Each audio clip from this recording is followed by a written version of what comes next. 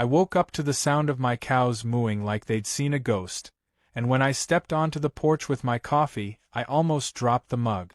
A full-sized 18-wheeler was parked sideways across the only road into my ranch, blocking the gate like some kind of redneck Great Wall of China. At first, I thought it was a mistake.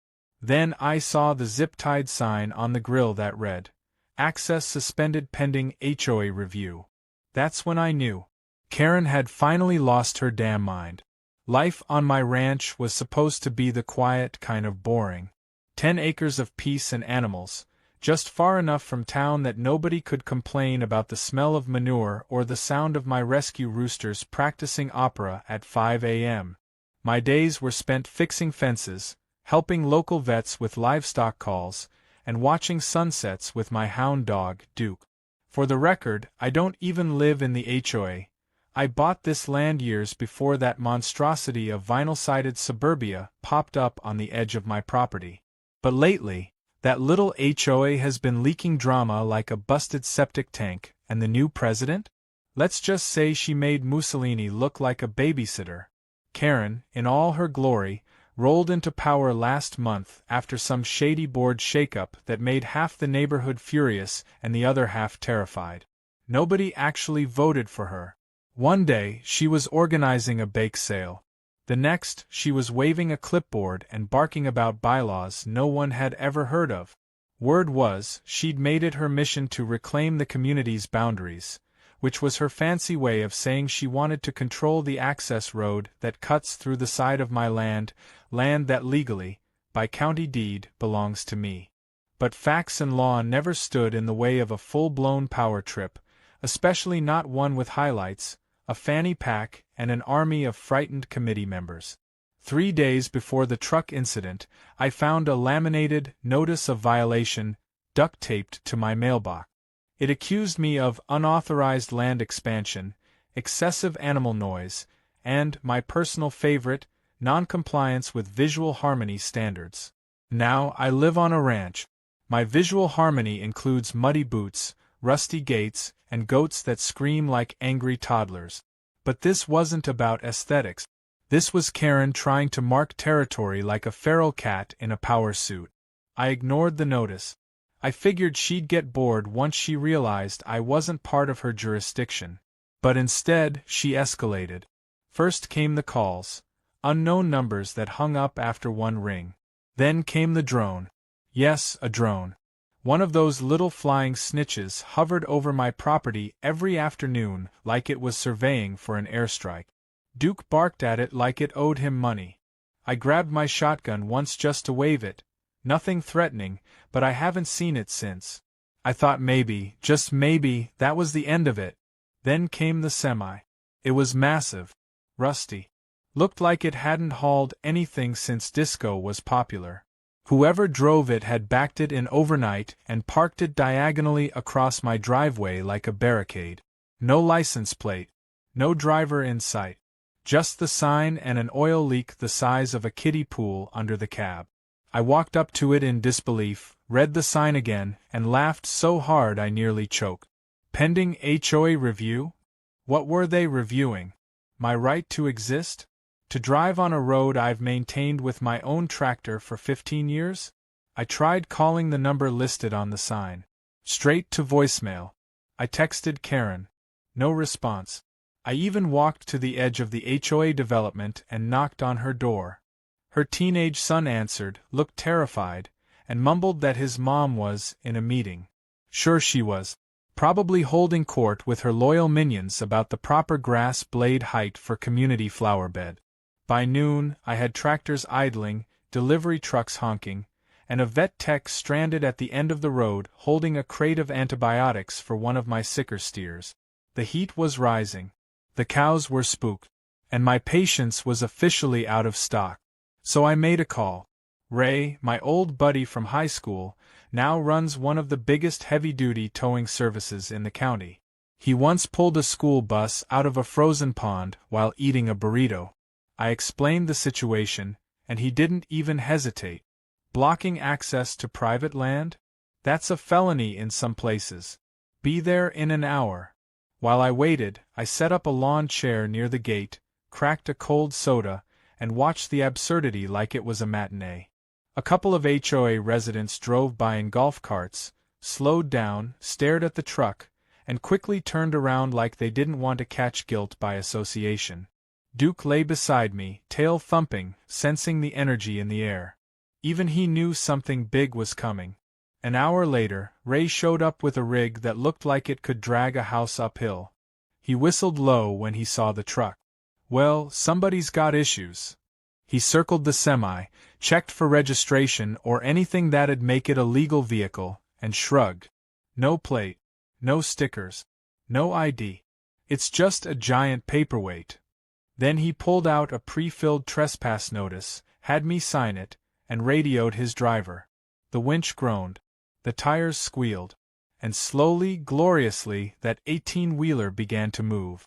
Right then, like clockwork, a Subaru came screeching to a halt in a puff of gravel. Karen leapt out, phone in hand, shrieking like she'd just caught me strangling a bald eagle. You can't touch that truck. That's HOA property. Ray calmly pointed to the landmarker and deed post near my fence. Ma'am, this is private land.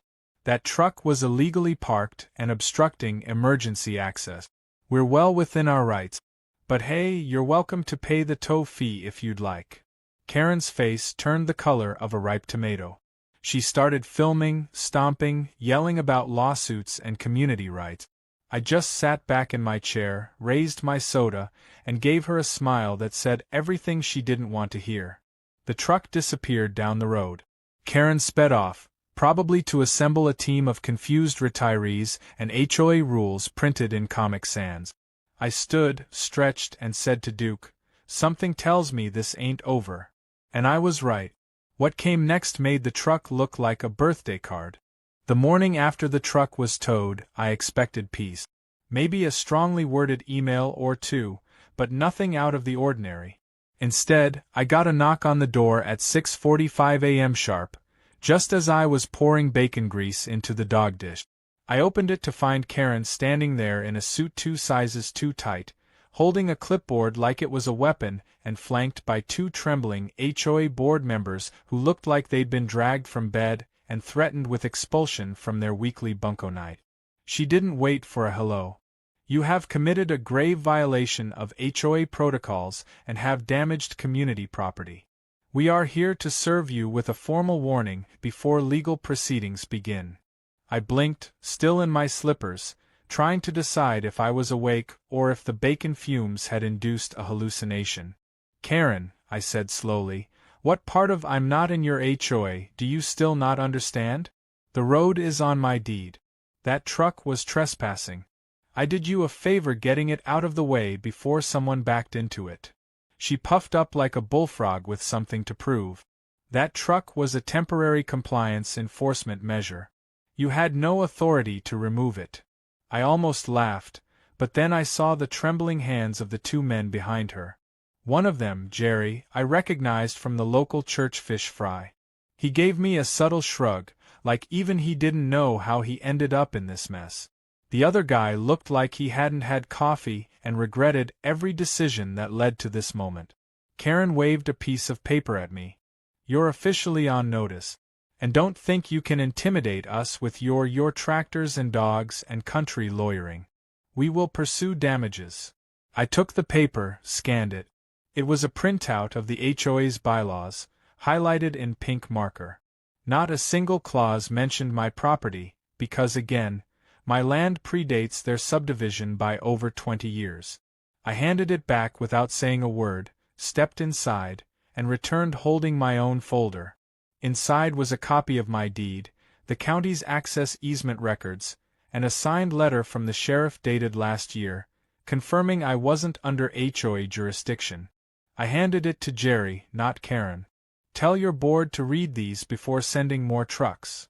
Karen huffed, turned on her heel, and stormed off. Her 2 sidekicks followed, one muttering an apology under his breath. I figured that was the end of it. I gave her a clear warning, showed the paperwork. But Karen doesn't back off when logic kicks in. No, she digs deeper. 2 days later, I got a letter from a law office called Platt and Dorman, HOA Legal Services. The envelope was lavender and smelled faintly of perfume, which was either a terrible marketing strategy or a sign that someone in that office had too much time on their hands. The letter accused me of willful property interference, obstruction of community management, and public harassment of an elected official. That last one made me laugh so hard I nearly choked on a corn chip. Public harassment? Karen had filmed herself screaming on my property, then uploaded the footage to Facebook with the caption, "Standing strong against ranch tyranny." The comments were pure gold. My favorite read, "You blocked a cow path with a truck and got it towed. This ain't Game of Thrones, Karen." Still, I figured it was time to be smart. So I called my old friend Nina, a retired property attorney who now spends her days making jam and suing people who deserve it. I emailed her everything. The letter, the HOA notice, the deed, the drone footage I captured, and a few screenshots of Karen's social media meltdown. 2 hours later, Nina called me back, already in lawyer mode. Okay. First off, she's out of her mind. Second, their bylaws only apply to properties inside the development's parcel boundaries. Your driveway is not on their parcel. You're covered. Good, I said. Because I've had enough of this circus. Not yet, you haven't, she said. We're going to file a counter notice. And you're going to enjoy every second of it. That evening, we drafted a formal cease and desist letter, citing property interference, misuse of organizational authority, and harassment. It was dry, professional, and just petty enough to make my inner teenager smile. I had it sent via certified mail to Karen and every board member. Then, because I'm nothing if not thorough, I printed a giant color map from the county website, highlighting in red the parcel boundaries of the HOA, and how hilariously far from my driveway they stop. I pinned it to my fence post facing the road. Right next to it, I added a new sign, "Private Ranch. Trespassers will be towed." Again. The next morning, I heard tires crunching gravel. I looked out and saw Karen standing 10 feet from the map, arms folded, seething. She stood there for a full 5 minutes, staring at it like it had personally insulted her mother. She didn't say a word. Just marched back to her Subaru and peeled out, leaving a small cloud of righteous fury in her wake. Later that week, the real fun began. The HOA held its regular board meeting, and for the first time in years, it was standing room only. Word had spread about the truck, about the towing, about the Facebook rants and lavender legal letters. Residents were pissed, not at me but at Karen. One woman stood up and asked, "Are we really using our dues to go after a man with cows who doesn't live here?" Another man followed up with, "And who authorized blocking a driveway with a semi?" I missed that vote. Karen tried to regain control, raising her voice and snapping about how she was protecting the neighborhood. But by then, it was too late. People had seen the footage. They'd read the deed. And they were starting to realize they'd given power to someone who couldn't be trusted with a folding chair, let alone an entire board. The board agreed to review her actions in a closed session. That was the bureaucratic way of saying, "You're on thin ice and we're looking for a rope." I watched the live stream from my porch, drink in hand, Duke at my feet. It was more entertaining than any TV show I'd seen in years. By the end of the week, a new letter arrived. Not from Karen, not from the law office, but from the HOA itself. It was a formal apology. They admitted Karen had acted unilaterally and without authorization. They offered to reimburse the towing fee, along with a small goodwill payment for the inconvenience. It was $2,000. I smiled, folded the letter, and leaned back in my chair. The battle was far from over, but the tide was turning. And the best part? I hadn't even started my real revenge yet. Just when I thought the dust had settled, Karen found a new gear of crazy. You'd think after getting publicly humiliated at the HOA meeting, she'd lay low for a while. Maybe take up yoga, read a book, touch some grass. But no. She went straight to DEFCON 1. The very next morning, I got served. Not metaphorically, literally. A young guy in a blazer knocked on my door with a smug look and handed me a manila envelope like he was delivering nuclear code. Inside was a formal complaint. Karen, in her infinite wisdom, had filed a civil suit against me for emotional distress, property sabotage, and my personal favorite, public defamation via digital ridicule. I wasn't even sure what that last one meant, but I was impressed with the creativity. I sat down on the porch with the papers and a cup of black coffee, reading through the legal nonsense. Karen claimed I'd willfully endangered her position, humiliated her in front of her peers, and caused her persistent psychological discomfort by displaying the parcel map on my fence. She actually wrote that the red highlighting on the map was aggressively colored with the intent to intimidate. I nearly spit out my coffee. Red marker. Intimidating. Incredible. At first, I thought about laughing it off. But then I remembered Nina, my retired attorney friend, and figured she'd get a kick out of this. I scanned the documents and sent them her way with the subject line, "Guess who's back?" Within the hour, she called me, laughing so hard she had to put the phone on speaker. She really wrote aggressively colored? I've seen lawsuits over garden gnomes that were more legitimate than this. Nina, being the firecracker she is, didn't just draft a response. She went digging. Deep. She pulled the HOA's registration documents, reviewed their public records, and even found archived minutes from their board meetings. Turns out, Karen had been operating outside her actual authority for months. The HOA had bylaws, sure, but they had limits, strict ones. Limits that Karen had repeatedly steamrolled in her campaign to play neighborhood dictator. One particular nugget stood out. Karen had never filed the updated charter paperwork after her election. Technically, by state law, she wasn't even the legal president of the HOA. She was a figurehead running on expired paperwork and unchecked ego. Nina practically cackled when she found it. She doesn't even have standing to represent the HOA in court. This is gold. We filed a countersuit. Nothing outrageous. Just a calm, professionally worded document pointing out that her claims had no legal foundation, that her actions constituted harassment, and that continuing down this path would open her up to liability. We attached copies of the property deed, the easement documents, and, for good measure, the county's jurisdiction map with the access road clearly labeled under my name. Just to twist the knife, we also included a notarized letter from the sheriff stating the truck had been removed under proper authority. Nina called it preemptive fireproofing. A week later, Karen's lawsuit was quietly withdrawn. No press. No fanfare. No apology. Just a generic letter from her attorney's office stating the matter was no longer being pursued. It was the legal version of a toddler walking away from a tantrum like nothing happened. But the story didn't end there. The withdrawal sparked fresh waves of chaos within the HOA. People were furious. Some residents had supported Karen under the belief she was operating within her right. Now they realized they'd been duped. Worse, some of their HOA dues had gone to pay for her little legal temper tantrum. That's when the whispering started. Rumors. Meetings. Complaints. A group of residents formed an accountability committee, basically a polite way to say, "We're sick of your crap, Karen." They started collecting signatures to formally remove her from the board. One of those members, a sharp old lady named Marlene, called me personally.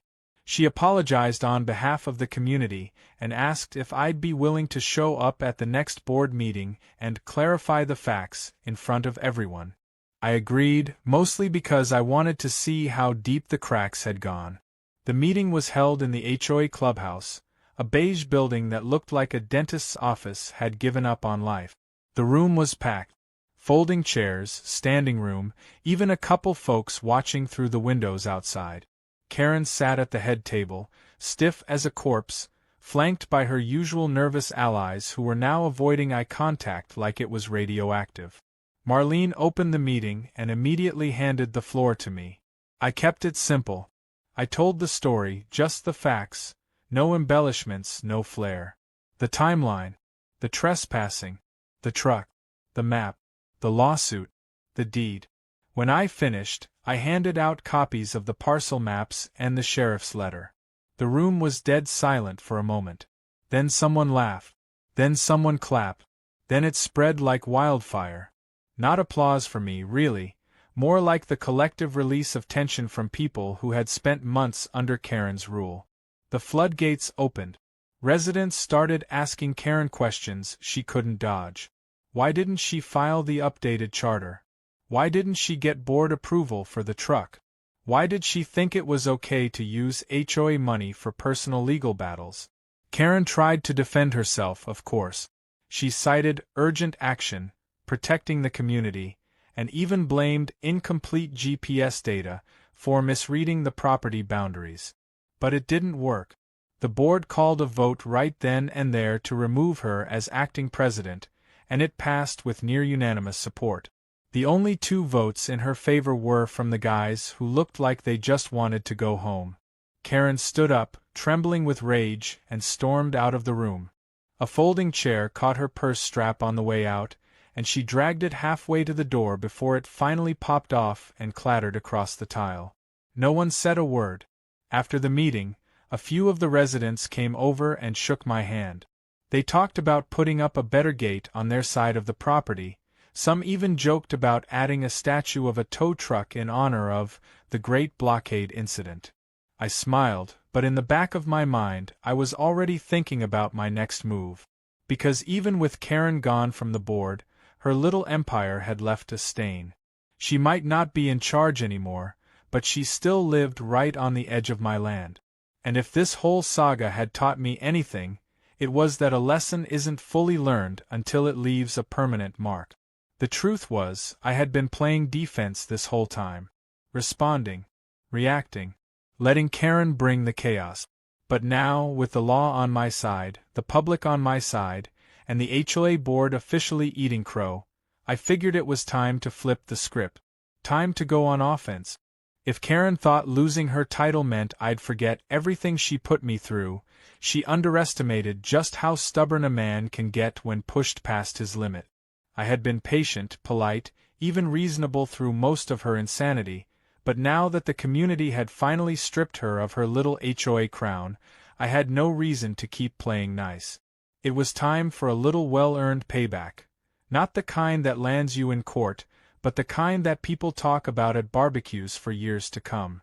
The first part of my plan was simple. I went quiet. No confrontations, no jabs, no public comment. Karen was expecting retaliation, and I wanted her nerves good and raw before I even made a move. A few neighbors said she was pacing in her driveway every afternoon like she was waiting for an anvil to fall out of the sky. The tension was eating her alive. Perfect. Meanwhile, I was busy with some property improvements. Nothing illegal, nothing petty, just practical upgrade. I had a local contractor help me reroute the back end of my access road, widening the gravel path, and cutting a new gate through the far edge of my land. That section just so happened to run alongside the only exit the HOA development had. Their little cul-de-sac maze had one way in, one way out, and that back corner of my ranch was the key. For years, I had let them pass through it freely, no fuss, no charge, just neighborly goodwill. But goodwill only lasts so long before someone dumps a semi-truck on your driveway and sues you for marker color. Once the new gate was installed, I added a small, weatherproof kiosk with a card reader and keypad. Above it, I mounted a custom metal sign that read, "Private easement access, $2 per vehicle. Proceeds go to the Don't Poke the Bear Fund." Below that, in smaller letters, "Cows and tractors enter free." It was petty, sure, but legally airtight. My land, my access point, my rules. The toll wasn't even about the money, it was about the message. I tested it for a week, making sure everything worked smoothly. Vehicles passing through triggered a sensor. Local residents received a flyer explaining the new access system, complete with an optional monthly pass for $15. Most folks didn't even blink. A few even laughed and handed me cash on the spot. One guy, who had clashed with Karen about his flower beds, dropped off a case of beer as a thank you. But Karen? She didn't laugh. In fact, she lost what was left of her composure. The first time she pulled up to the new gate, she sat there for a solid 5 minutes, revving the engine of her Subaru like the rumble might scare the electronics into submission. Then she tried punching in random numbers. The keypad beeped at her politely, then locked her out for a full minute. After that, she laid on the horn, as if someone might run out with a key just to end her tantrum. When that failed, she got out and marched up to the camera I'd installed above the kiosk, waving her arms like she was hailing a helicopter. The footage was beautiful. My phone app caught every second of her meltdown. She refused to pay the toll. Flat out refused. So she backed up, did a 3-point turn that nearly flattened someone's flower bed, and drove a full mile out of her way to use the main road, an exit so narrow and badly paved that even squirrels avoided it. A few days later, she returned, this time with a clipboard and a man I recognized as her last remaining board ally, Todd. They spent 20 minutes measuring distances from the fence, taking photos of the toll booth, and muttering like amateur spies. I knew what they were doing, trying to find some code violation or loophole, but I had checked everything. County ordinance supported private easement tolling as long as it didn't interfere with emergency access and was clearly marked. My sign had bigger letters than a billboard. They left empty-handed. The next wave came through social media. Karen posted a rant in the neighborhood Facebook group, claiming I was extorting the community and weaponizing land ownership to punish innocent residents. She even called it a rural toll terrorism. That phrase stuck, mostly because people started mocking it. Someone made a meme with a toll booth on a battlefield, another with my face on a dollar bill. I didn't post a single comment, but I watched as half the group turned her thread into a roast session. One man wrote, "You blocked a rancher's driveway with a semi. You're lucky he didn't charge you in hay bales." The final nail came at the next community potluck. I hadn't planned on attending, but Marlene insisted. "You need to show face. Remind folks you're not the villain Karen tried to paint you as." I showed up with a pan of baked beans and a cooler full of soda. Within minutes, I was surrounded by smiling neighbors thanking me for standing up to the madness. They told stories about the way Karen used to measure lawn height with a ruler and fine people for wind chimes. A few shared their own petty revenge stories. One man confessed to painting his garden gnome to look like her after she banned decorative statues. And then, as if on cue, Karen arrived. She walked in late, wearing sunglasses indoors and holding a covered pie dish like it was a shield. She avoided eye contact, mumbled greetings, and beelined straight for the dessert table. I didn't say a word, just smiled and kept talking to a neighbor about tractor attachments. But fate, as it often does, had its own sense of timing. As Karen turned to leave, her shoe caught on the corner of the rug beneath the folding tables. She stumbled, bumped the table, and her pie dish flew open. The pie, which looked like some kind of gooey lemon monstrosity, landed face down on the floor with a splat. She froze, eyes wide, as the entire room fell into stunned silence. Then someone clapped. Then laughter. Not cruel, but cathartic. Even Todd chuckled, though he quickly covered it with a cough. Karen turned bright red, muttered something about needing to leave, and bolted out the door. I didn't gloat. I didn't need to. The universe had done that part for me. After the potluck, Marlene pulled me aside and handed me an envelope. Inside was a card signed by several HOA members, along with a gift card to the local farm supply store and a handwritten note. "Thank you for standing your ground." That night, as I sat on the porch with Duke at my feet and the soft ding of the toll booth in the distance, I realized something. I hadn't just won a feud. I'd helped wake up a whole neighborhood. Karen had ruled with fear, but now people were laughing again. Joking. Free. And I wasn't done just yet.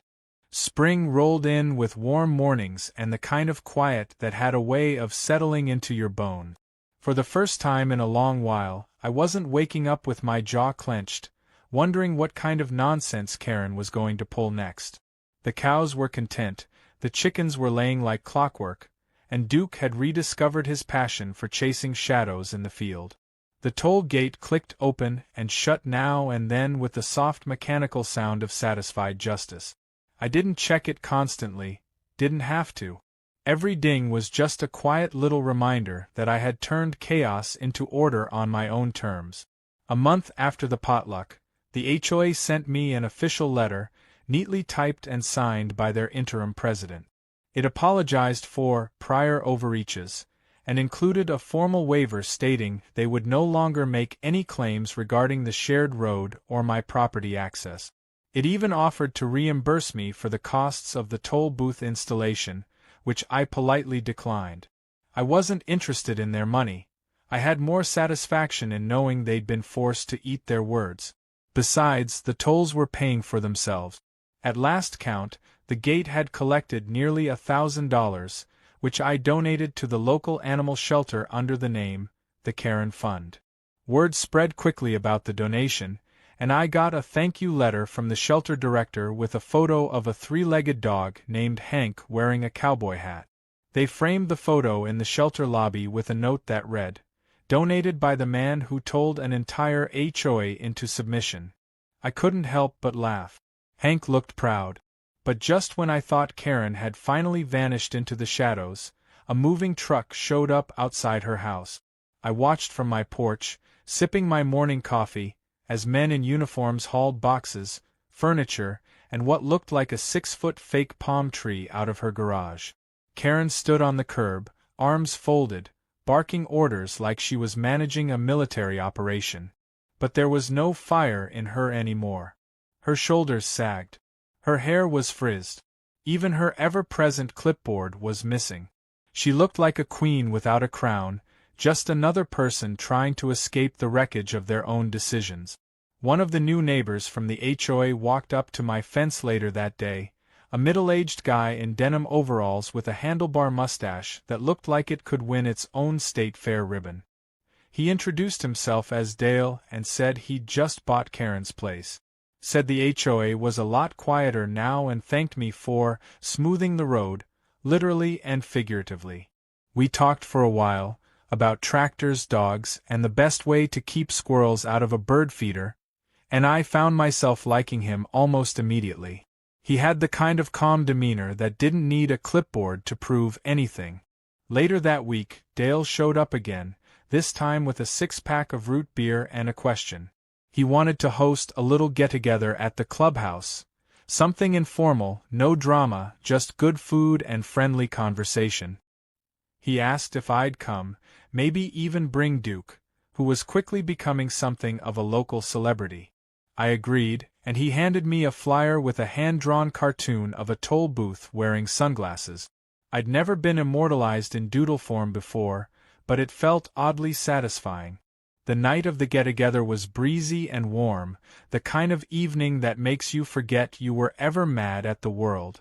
Folks gathered on the clubhouse lawn with lawn chairs, paper plates, and crock-pots filled with everything from chili to apple cobbler. Duke wandered from group to group collecting scratches and sneaky bites of hot dogs. Someone even brought Hank, the shelter dog, who limped around proudly in his cowboy hat like he owned the place. Dale took the mic briefly to thank everyone for coming and made a point to recognize me for restoring sanity to the neighborhood, one toll at a time. The crowd chuckled, a few clapped, and I gave a small nod. I didn't need the praise. I just like seeing people smiling again, talking like neighbors instead of residents at war. Toward the end of the night, Marlene came up to me holding a plastic container of leftover pie. She handed it to me with a wink and said, "This one's lemon, but I promise it's staying in the dish." We both laughed and she added, "You know, it's funny. We all thought the HOA needed someone strict, someone who could keep order. Turns out we just needed someone who remembered what respect looks like." As the sun dipped below the horizon, painting the sky with orange and purple streaks, I sat back in my chair, Duke curled at my feet, and watched the lights of the toll booth blinking in the distance. The gate opened and closed slowly, letting a car through with a quiet chime. I had added a speaker that played a cheerful little tune every time it collected a toll, a goofy detail that made me smile every time I heard it. It wasn't about making people pay. It was about reminding them that actions have consequences, and sometimes those consequences came with music. Karen officially sold her house 2 weeks later and moved out of state, according to Marlene. Some say she went to Florida. Others say she's trying to start over in a town that's never heard the phrase, visual harmony violation. I didn't care where she went, as long as it wasn't anywhere near my driveway. The land was peaceful again. My mornings were filled with the soft hum of cattle, the cluck of hens, and the occasional ding of a toll-paying vehicle. My evenings were quiet, with just enough breeze to rustle the trees and carry the scent of fresh earth across the fields. It felt like a return to what life was supposed to be. Simple, honest, undisturbed by clipboards and committee vote. In the end, I didn't win by shouting louder or stooping to Karen's level. I won by knowing where I stood, legally, morally, and literally. My land, my road, my rules. And every time that gate opened and someone paid $2 to drive through what used to be taken for granted, I knew I had done more than just protect my driveway. I had drawn a line. And more importantly, I'd taught a whole neighborhood that sometimes the best revenge isn't loud or angry. It's smart, steady, and paved in gravel. Duke stretched beside me, yawning with satisfaction as if he too knew that this chapter was finally closed. I gave him a pat on the head, leaned back in my chair, and took one last sip of my coffee. We'd earned this peace. Every damn minute of it,